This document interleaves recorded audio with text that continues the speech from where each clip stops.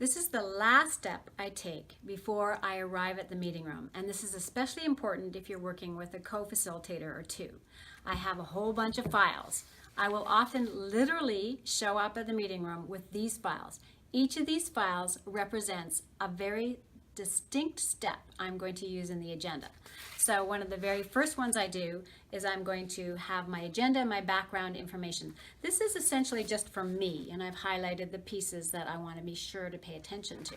You might have your facilitator guide in here. So this doesn't go to the group, but you keep it for yourself in a nice central spot.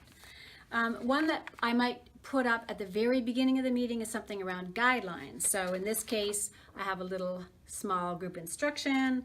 I have small printouts of different kinds of guidelines. People can come into the room and literally choose the one of the guidelines that I'm suggesting to them. And I usually make sure there's a good range of guidelines so that they don't have any problems choosing a couple.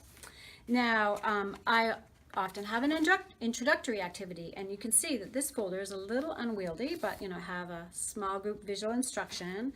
I have flower petals that people were going to put on the sticky wall, and I've got all the petals ready to go with the different instructions, so I can put them up as soon as I arrive in the room, and then people can add their own writing to it.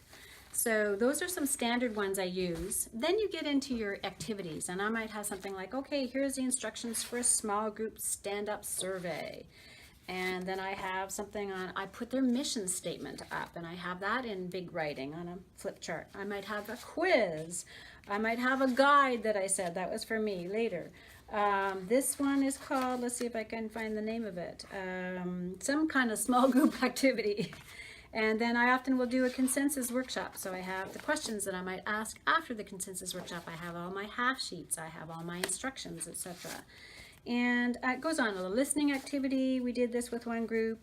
And so we write the question up in large print like this. So in this case, it was, why is this work important to you and your communities and the parents you serve?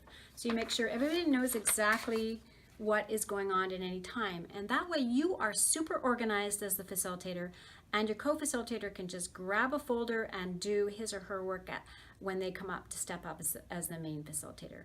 So this is how I stay very assured that all of my props are in place. I'm very effective and efficient. I don't waste anyone's time. I hope this is helpful to you.